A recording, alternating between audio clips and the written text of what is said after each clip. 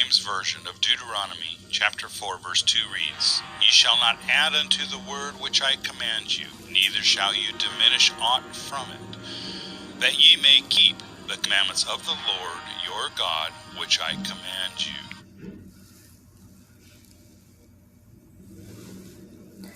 The video is attempting to prove an error in the King James Bible by comparing the Masoretic text with the King James Bible text. As I explained thoroughly before, the word error is an absolute conclusion word. Therefore, to prove any error in the King James Bible text, you would have to first provide first evidence of the absolute inerrant standard. 2, then witnesses who have witnessed this absolute inerrant standard. Lastly, you would have to personally observe the perfect standard yourself. Without this perfect standard, no error can be proven in the King James Bible. Therefore, to suggest an error is an oxymoron, self-contradicting claim, because this is your formula. Your opinion plus an absolute term, error, equals fact. Really? No. You cannot add your opinion to an absolute term and make it equal fact just because you are so desperate and convinced. Also, is a Masoretic text the perfect inerrant Hebrew text? If not, then there's no way you can prove an error with an erroneous text. That would be like trying to correct a math problem with a study guide that has a bunch of errors in the guide itself. Ridiculous.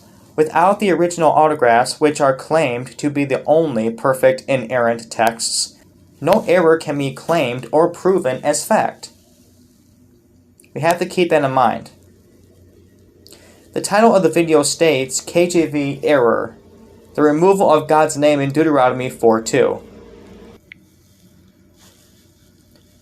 See the explanation given before. This is a common deceitful tactic from Bible correctors. They will state in the title, an error in the King James Bible.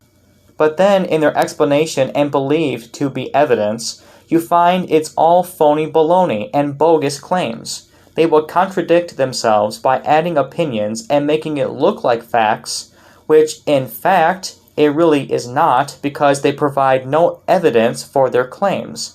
And any evidence they do provide, they give no proof as fact why that evidence is absolute. Interesting. In the Hebrew, the word behind Lord is the tetragrammaton, the 4 Hebrew letters Yod, He, Vav, He. This name, whose pronunciation is not known for certain, is usually written as Yahweh or Jehovah.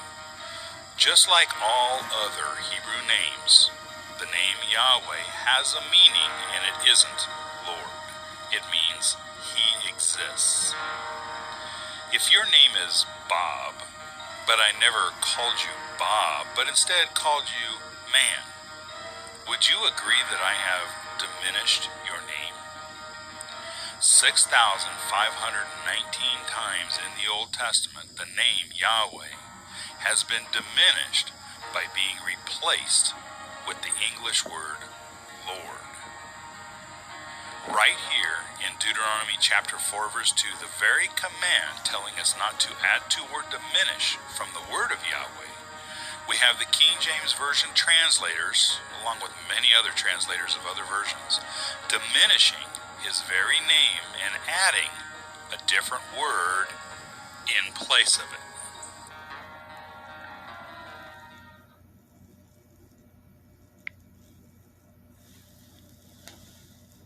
Okay, Deuteronomy 4:2, as you see here. In order to account for that major number to be used as accusing the King James Bible of having diminished the name Yahweh that many times and replacing it by the English word Lord, as the narrator has so clearly accused, you would have to have the original manuscript text to prove it.